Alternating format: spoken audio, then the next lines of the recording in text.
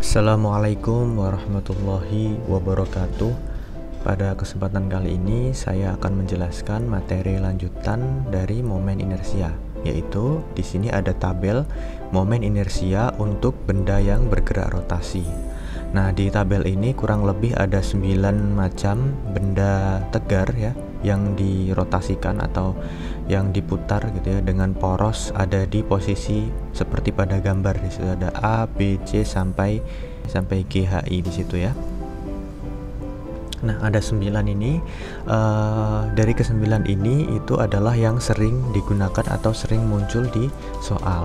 Nah, kalaupun di LKS kalian itu lebih banyak, maka kita persempit ya. Jadi hanya 9 ini yang sering keluar nanti ya. Antara lain ada yang A itu batang silinder poros melalui pusat, kemudian ada silinder pejal, kemudian bola pejal, dan bola tipis berongga.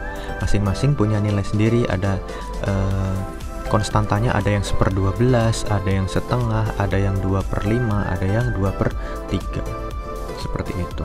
Kemudian ada yang M kali L kuadrat, ada yang M kali R kuadrat. Kalau L itu biasanya panjang, R-nya itu untuk jari-jari, tergantung bentuk bendanya. Nah, kemudian di sini itu ada IPM ya, I pusat massa ya. IPM itu adalah inersia pusat massa, seperti itu. Untuk mendapatkan momen inersia batang silinder yang bergerak pada ujung batang, maka dapat digunakan dengan prinsip teorema sumbu sejajar dengan persamaan sebagai berikut. Nah, persamaannya itu adalah IS sama dengan IPM plus M kali D kuadrat. Nah, IS sendiri itu momen inersia titik pusat rotasi, satuannya Newton meter kuadrat. IPM itu momen inersia benda di pusat massa.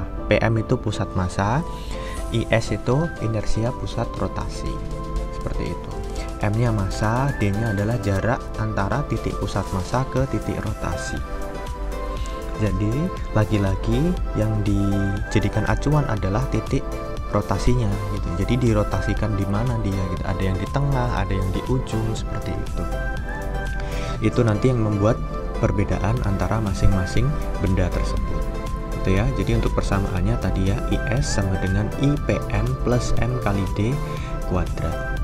Oke, baiklah, di sini saya akan memberikan uraiannya. Jadi ketika ada satu buah batang seperti ini ya, kemudian di situ ada titik A, ada pusat massa. Kemudian dari A itu untuk rotasinya nanti di A itu ya.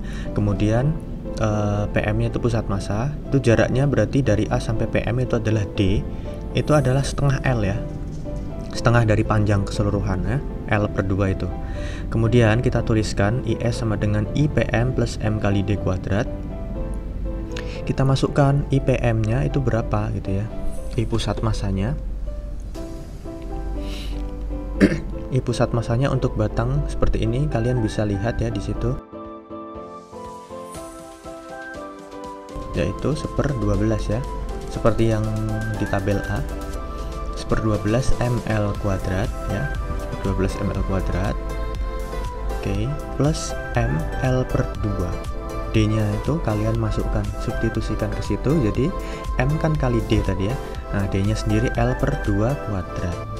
Nah, kita sederhanakan di situ, setengah kuadrat kan 1/4 ml kuadrat. Jadi 1/12 tambah 1/4, kita samakan penyebut ya. Seperti itu. Ya, jadi 3/12 ya. Seperti itu. Setelah disamakan penyebut, jadi hasilnya 1/12 ml kuadrat plus 3/12 ml kuadrat.